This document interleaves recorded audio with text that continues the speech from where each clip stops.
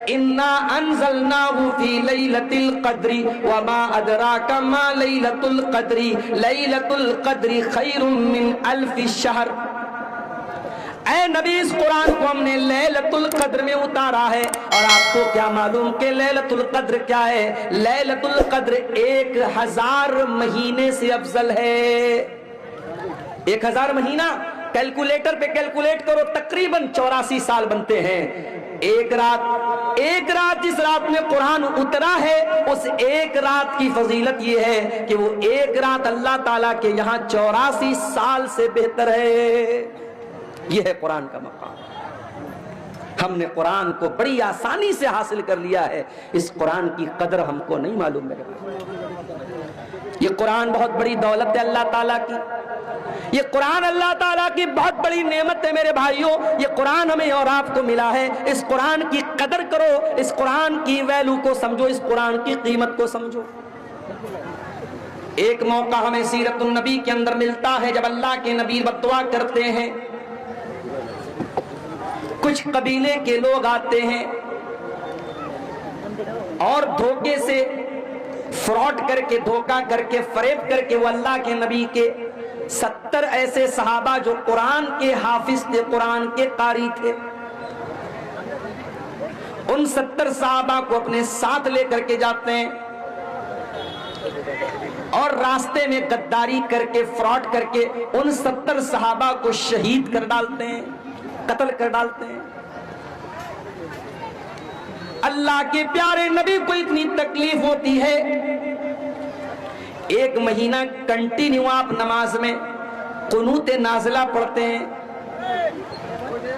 ہر نماز کی آخری رکعت میں رکوع کے بعد کھڑے ہو کر کے آپ قنوت نازلہ پڑھتے ہیں، اور قنوت نازلہ میں آپ ان کافروں کا نام لے کر کے، ان کے قبیلوں کا نام لے کر کے بددعا کرتے ہیں۔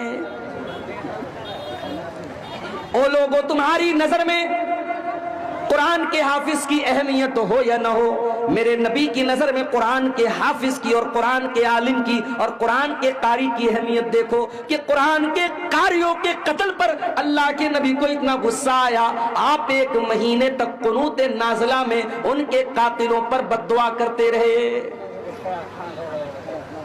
تو قرآن کا حافظ اور قرآن کا عالم بہت اونچا مقام ہے اس کا، اور میں مبارکباد دیتا ہوں ان 5 بچوں کو، ان کے خوش نصیب ماں باپ کو، جس دور میں دنیا نوکری کی طرف بھاگ رہی ہے، دنیا کے علوم اور ڈگری کی طرف بھاگ رہی ہے، آپ نے اپنے بچے کو ایک مدرسے میں بھیجا۔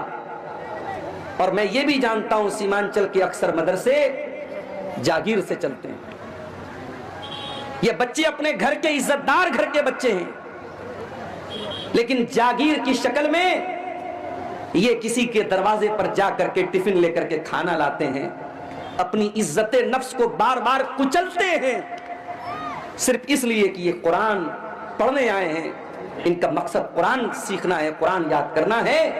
اور آج اللہ کے فضل و کرم سے ان کے ہاتھ پر مولانا توحید صاحب نے، میں نے اور دوسرے لوگوں نے دستار باندھی ہے، جو اس بات کی پہچان ہے کہ آج کے بعد سماج میں یہ حافظ جی کے نام سے یاد کیے جائیں گے، یہ حافظ قرآن کے نام سے یاد کیے جائیں گے۔ میں اپنے ان بچوں سے ایک بات کہنا چاہتا ہوں،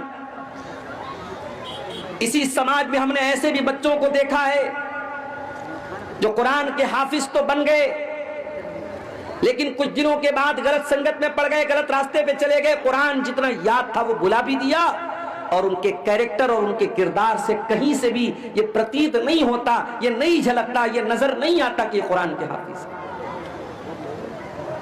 اے مدرسہ دار القرآن سے حفظ کرنے والے میرے پیارے بچوں، تم سماج میں جب اپنے نام کے ساتھ حافظ کا ٹائٹل لے کر کے جا رہے ہو، اس ٹائٹل کی حفاظت کرنا۔ دنیا تمہاری حرکتوں کو دیکھنے کے بعد جسٹیفائی کرے گی، طے کرے گی کہ حافظ لوگ کیسے ہوتے ہیں۔ مارکیٹ سے تم گزرو گے، تمہارے سامنے بہت سارے غلط مناظر بھی آئیں گے، گندی چیزیں بھی تمہارے سامنے آفر کی جائیں گی، دیکھنے کو تمہیں اکسایا جائے گا، تمہیں آکرشت کیا جائے گا، لیکن تمہارے سینے میں اللہ کا قرآن ہے، اس قرآن کی قدر کرتے رہنا اور ان نامناسب چیزوں سے، ان گندی چیزوں سے، ان ولگر چیزوں سے ہمیشہ اپنے آپ کو بچا کے رکھنا اور اس قرآن کی حفاظت کرتے رہنا میرے بچوں. اس لیے کہ اللہ کے پیارے نبی کیا فرماتے ہیں؟ تعاہدوا ھذا القرآن، اس قرآن کو اچھی طریقے سے یاد رکھو. فَإِنَّهُ أَشَدُّ تَفَلُّتًا مِّنَ الْإِبِلِ فِي عُقُلِهَا. جس طریقے سے اونٹ کو اگر کسی کھونٹے میں باندھ دیا جائے تو اونٹ جس طریقے سے بھاگنے کی کوشش کرتا ہے، قرآن کریم بھی آپ کے سینے سے نکلنے کی کوشش کرے گا. اس قرآن کو باندھ کے رکھنا، اس قرآن کو محفوظ کر کے رکھنا، قرآن کو اپنے دل سے دماغ سے نکلنے مت دینا. میرے عزیزوں، بات نکلی ہے قرآن کی تو ایک بات میں آپ کو اور بتانا چاہتا ہوں. اللہ تعالیٰ نے دنیا میں بہت سارے نبیوں کو بھیجا اور بہت سارے نبیوں کو اللہ تعالیٰ نے بہت ساری کتابیں بھی عطا فرمائی. 4 کتابوں کا نام تو ہم بہت فیمس ہے، مشہور ہے، جانتے ہیں. داؤد علیہ السلام کو زبور ملی تھی، موسیٰ علیہ السلام کو تورات ملی تھی، عیسیٰ علیہ السلام کو انجیل ملی تھی، ہمارے نبی کو قرآن ملا تھا. یہ تو ہم جانتے ہیں. بہت ساری کتابوں کا نام بھی ہمیں نہیں معلوم، لیکن یہ بات یاد رکھو، جس طریقے سے اللہ کا آخری نبی خاتم النبیین ہے، اب آپ کے بعد دنیا میں کوئی نبی آنے والا نہیں، کوئی رسول آنے والا نہیں ہے. اسی طریقے سے قرآن اللہ کی آخری کتاب ہے. اب قرآن کے بعد کوئی دوسری کتاب دنیا میں آنے والی نہیں ہے. قرآن نے پچھلی تمام کتابوں کو منسوخ کر دیا، کینسل کر دیا. اب قانون چلے گا تو قرآن کا چلے گا.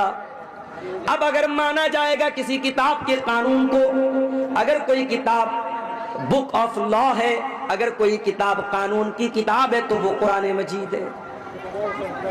اور اسی لیے اللہ تعالیٰ نے قرآن کو اتارا تو کون سے فرشتے کے ذریعے اتارا؟ فرمایا نزل بہ الروح الامین. اس قرآن کو لے کر کے جبریل امین آئے ہیں، فرشتوں کے سردار آئے.